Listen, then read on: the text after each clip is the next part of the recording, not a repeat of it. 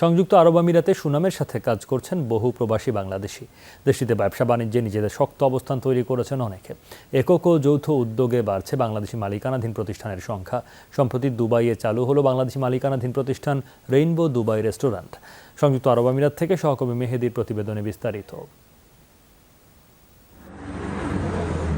প্রবাসীদের দেশীয় খাবারের স্বাদ দিতে দুবাইয়ের রাজমানে চালু হলো বাংলাদেশি রেস্তোরাঁ রেইনবো দুবাই রেস্টুরেন্ট। উদ্বোধনী অনুষ্ঠানে দেশটির বিভিন্ন অঞ্চল থেকে উপস্থিত ছিলেন প্রবাসী বাংলাদেশিরা। আয়োজনে প্রধান অতিথি হিসাবে উপস্থিত ছিলেন বাংলাদেশ কনসুলেটের consul general BM Jamal Hossain. প্রবাসের মাটিতে দেশীয় খাবারের এমন উদ্যোগকে স্বাগত জানান কনসাল জেনারেল। বাংলাদেশি মালিকানাধীন এসব প্রতিষ্ঠানের কারণে দেশে রেমিটেন্স প্রবাহ বাড়ছে বলেও জানান তিনি। ব্যবসায়িক দৃষ্টিকোণ থেকে আমরা রেস্টুরেন্টে করিনি, কারণ আমরা নিজেরা অনেক সময় এই রেস্টুরেন্টে বা একটা অনুষ্ঠান করার জন্য শুধু শারজাহ অথবা দুবাই যেতে হয়। তো এই জন্য ওই দৃষ্টিকোণ থেকে অ্যাকচুয়ালি এটা আমাদের করার উদ্দেশ্য।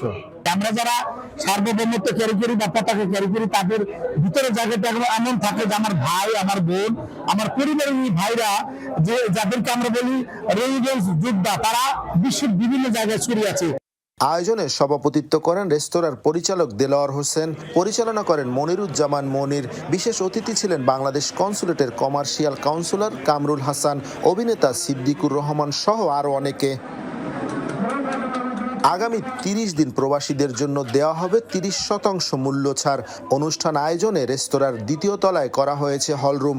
দেশীয় আমেজের এমন উদ্যোগে খুশি প্রবাসীরা।